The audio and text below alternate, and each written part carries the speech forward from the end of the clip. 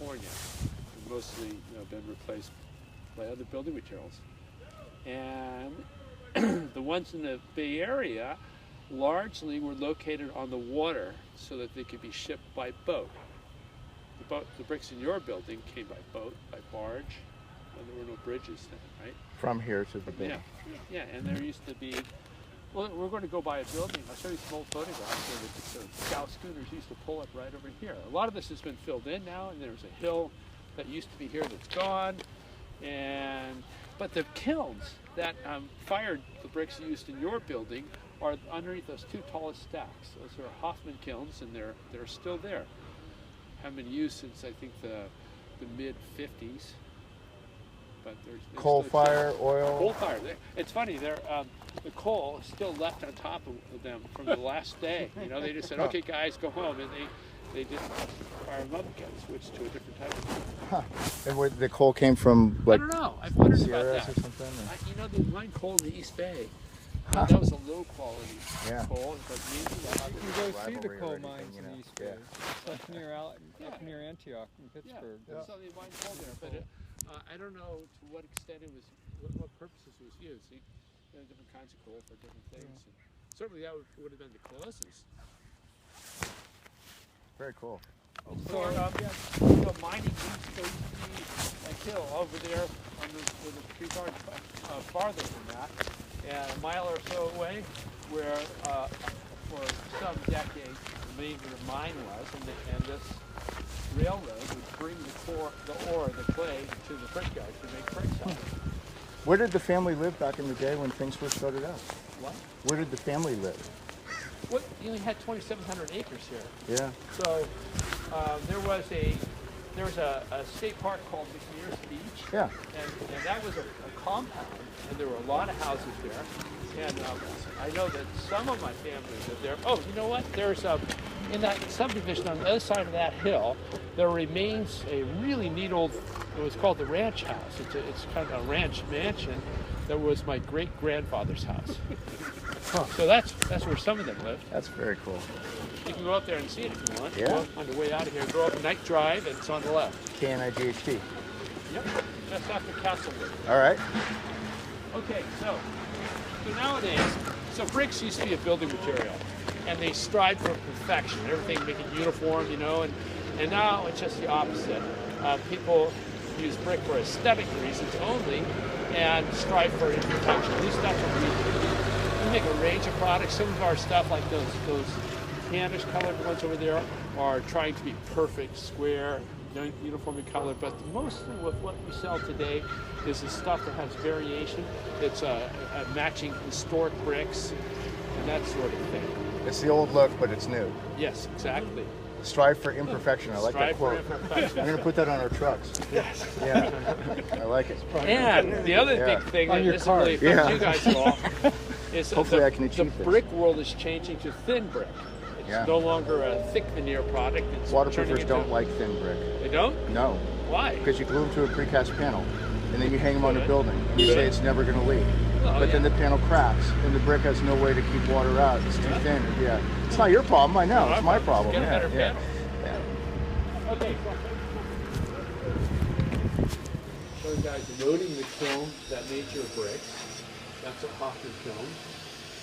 Here they are building the Hoffman kiln. Oh my God.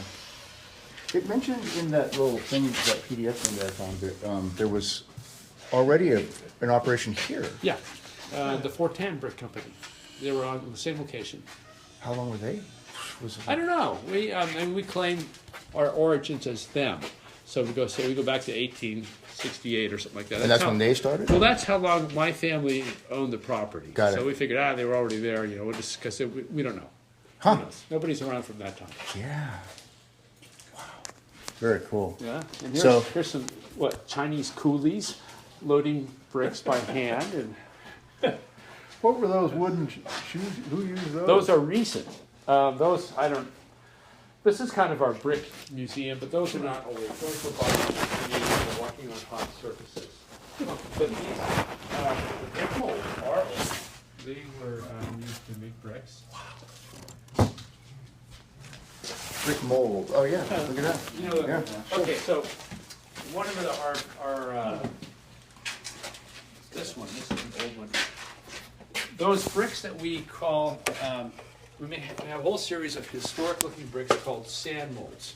And this is a sand mold, an actual thing. When they would put wet mud, gooey wet mud into here, and they'd screed off the top, and then turn it upside down and thump it on a plank. And I think there's some pictures of somewhere around, maybe not on the walls, but they'd just be planks of bricks laid on it. And they're still made this way in other parts of the world today. You see, you know, in Nepal, all these fields with bricks laying on the ground. They were made with something like this. But sticky mud doesn't want to leave a cavity.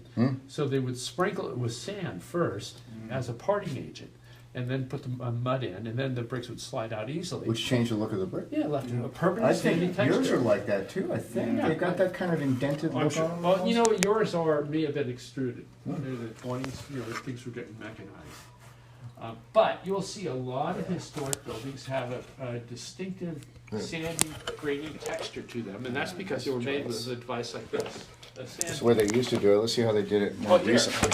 Here you go. So these are stacks of bricks laying out on planks. They came right out of these things. Yeah.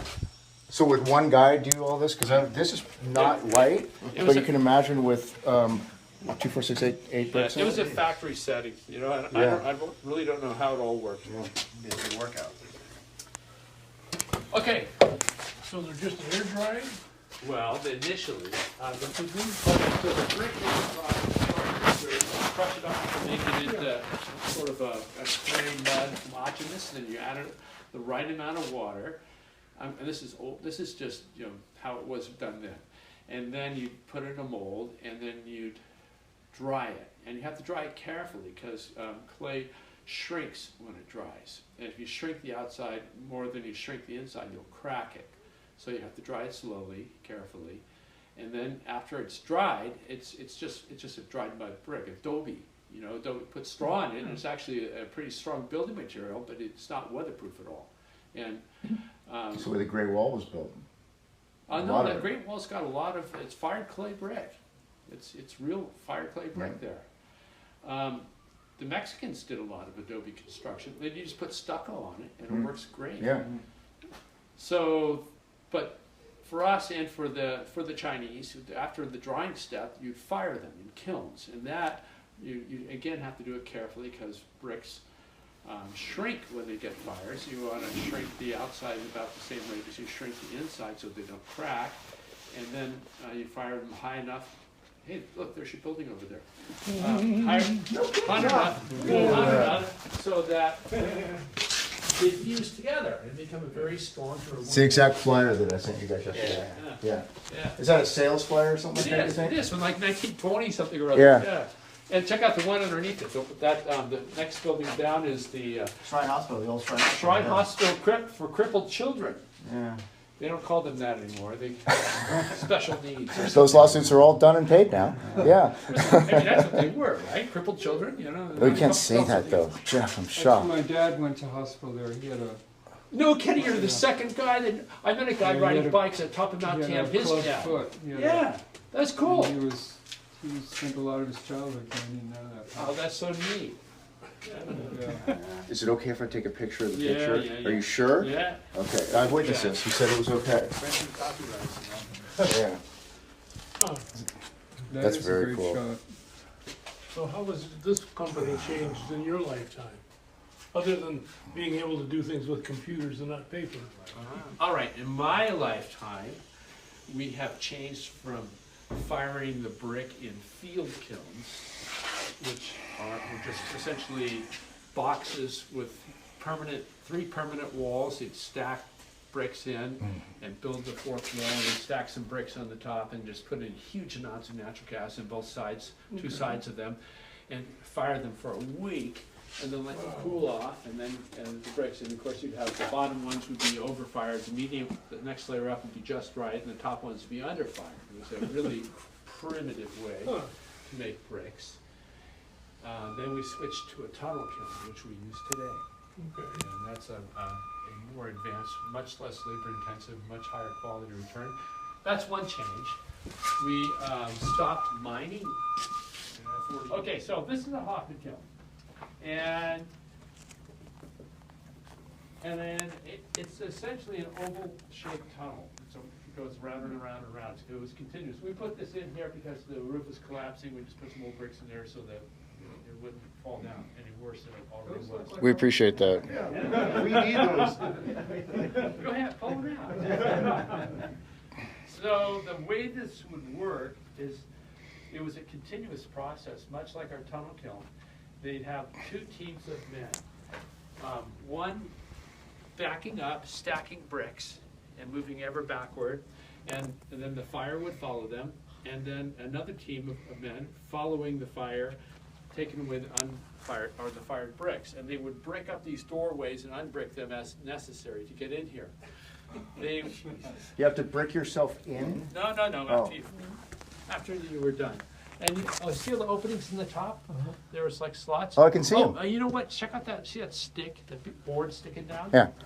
That is an old instrument left over from when they were fired. Like a tapered wooden shaft that they would stack the bricks around. And then after the bricks were all stacked around it, it was tapered so they could withdraw it. And that would leave a channel for the coal to be dumped into. It would get the coal all the way down to the bottom. So each of these holes was a firing hole. And they would dump coal down into them. And that's one of the... How does the fire follow them? You're saying they dump coal, They they can just loose coal Okay, and so, they set it on I'll fire? tell you, yeah. Well, once it was going, eventually it just kept going. But yeah, the temperatures were high enough so that it would combust. It didn't... So the flame was just loose, the coals were Yeah. just loose? Well, it was solid brick in here. It was solid brick, right? And so this layer of coal dumped here was 4 feet high and the coal dumped there, and it was close enough so that it would combust. And they would control it drafted into the middle, and there's a bunch of damper controls in the middle, and they would. You can see this little funny mark along there, and you see them like here. Paper baffles, and the cover is still up there on top of it. They cut paper to exactly match the area of this tunnel, and they would use mud. You still see the fired mud to attach the paper to it, creating an air barrier. So they would compartmentalize it with these combustible barriers, and in this way they could control the airflow. And so they'd have the fresh air coming from that direction where the bricks are already fired. It would go over the fired bricks, cooling the bricks off so that people could heat them up, and bringing that temperature, that hot air, that energy into the combustion area so that you had preheated hot gases that would ignite with the coal. And then on this side of the fire, they would have the exhaust gases move through the bricks that were not yet fired. And they would cool off the exhaust gases before they went into the chimneys. And in that way, they would preheat the bricks before the actual fire got there. So it was like it was an energy efficient process. That the exhaust gases were relatively cool, and the bricks produced were relatively cool. So was the fire, was the brick, the brick that was being kiln dried in the middle of the fire? I mean, was the fire? Track right here, right? Yes, that's right. It right was in the middle. Solid, remember those pictures? Remember those pictures we saw in the office? Those guys with those bricks. Yeah. This whole thing was filled with bricks. Each brick had a space like this big around it, right? It was not stacked like that. That would not work. This was one busy place back in the day? Yeah, and more labor than this big. See those devices with candles? Those are the dampers, and that's those lever items were raise and close dampers. Yeah, just like This isn't Shit, proprietary. I can fireplace. take a picture. You sure this isn't your new technology? Yeah, okay. This one's committed to the dust of time. But look at this. How many, raise your hand if you've seen the top of a kiln before like this. Yeah. Thomas, you're literally walking in a minefield. Walk over there. I don't know how sturdy it is. Yeah. Here, nobody worked. There's like one guy would do it. Oh, I got that wrong. This was, the job was there used to be covers over each of these holes, and as needed, he would take the cover up and scoop out the coal and dump it in there. Crazy. Is this all undulating because it's collapsed? Yes, it's disrepair. It's undulating because There used to be steel or iron supports around each hole that defined them, and so they sort of collapsed them underneath and had cracks and stuff. Oh, you know what? Okay, here's an interesting picture. So this chimney here is a landmark for the birder set. There's a type of bird called a Vos swift. Any of you guys birders? Hear about birds? Oh, yeah. Well, swifts are a funny bird. They cannot stand on flat ground. Apparently they need to hang on a tree trunk or a cliff or something like that. And they migrate in big packs, big flocks, and they go up and down the west coast. The Vos swifts go up and down the west coast. And somewhere along the line, they learned that disused chimneys are a great place to roost. And this is one of their stopping points. And so at a certain time of the year, it's like smoke coming out of the chimneys when all the birds leave. But they stay here by the tens of thousands. I've heard the term chimneys. Yeah, I've never heard the term chimneys.